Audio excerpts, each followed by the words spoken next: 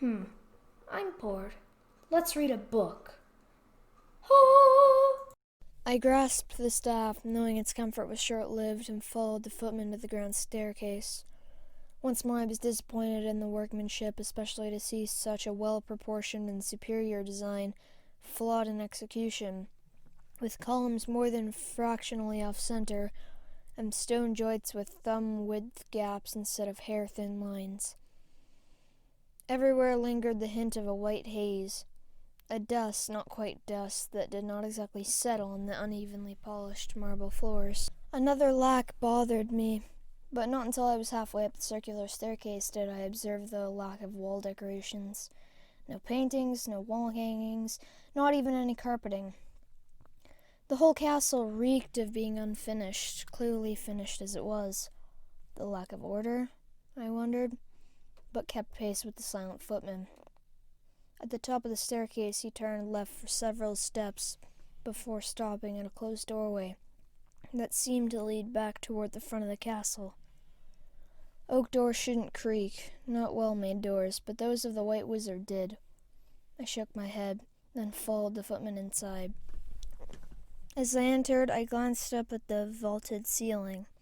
Supported by white oak timbers set twice as close together as would be needed for a normal structure, a faint smile tugged at my lips. Like the rest of the castle, the great room was white. White marble floors, white and granite walls, white oak framing and doors. The inside wall, the one containing the poorly fitted double doors through which I had been conducted, was of white oak paneling, and not the best either. Even though looking closely I could see the small lines showing that the mitering and the joints were not often flush. My nose tickled, perhaps from the white dust that my boots had raised as I walked into the room. At the north end of the room towered a whitened granite chimney, fronted by a marble hearth. A small pile of ashes lay on the stones, but there were no andirons, grates, or screens, and the ashes were cold. The inside wall, the one of white oak, bore no pictures, no decorations, save the paneling itself, although a half-dozen wall brackets bore unlit white brass lanterns. Identical lanterns were fixed between the casements of the floor-to-ceiling windows that punctuated the outside wall. Each window, composed of perhaps 20 diamond-shaped leaded panes with an amber tint, opened on pivot bars hidden in the top and bottom of the white oak frames. Even with all the windows open to the air, the amber tint of the glass cast a golden glow on the room. Despite the open windows, the air bore a hint of ash. At the south end of the room was the only furniture, a modest circular white oak table about 4 cubits across, surrounded by 5 matching chairs with golden cushions. Against a wall were 2 serving tables of white oak. The left one bore a tray of covered dishes. At the table sat 2 figures. The silent white footman marched until we were almost at the table, bowed, then departed, leaving me standing there, staff in hand, with his reddened eyes, his gaunt and pallid face, his lank white hair, and his jerky gait. He looked like a marionette, the White Wizard's puppet.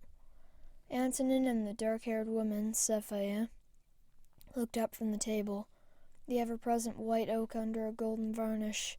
Steam rose from their plates. "Would you care to join us?" His voice was pleasant, as if I were an old acquaintance making a social call. I smiled politely, just as I had been taught to do, but my stomach twisted at even that deception. Not if phrased quite that way, most accompanied of white wizards. I bowed. Bowing didn't bother me. He was accomplished. No questions about that. "The young fellow has respect, Sephia. You must permit him that." Antonin took a bite from his plate after he spoke. "He has manners, my lord. Those are not quite the same as respect." Her voice was deferential, not subservient, and vaguely familiar. I turned toward the woman studying her directly. Apparently dark hair, not even shoulder length, eyes whose color seemed to shift between gray and blue, and a pale complexion. Beneath that, I swallowed and forced my thoughts elsewhere, one problem at a time. He's also perceptive, a shade dangerous. He might even have been a worthy adversary were he not so impetuous. I swallowed again, realizing that she was delicately trying to get me angry, in a way that I wouldn't realize exactly what she was doing. You do me too much honor, my lady.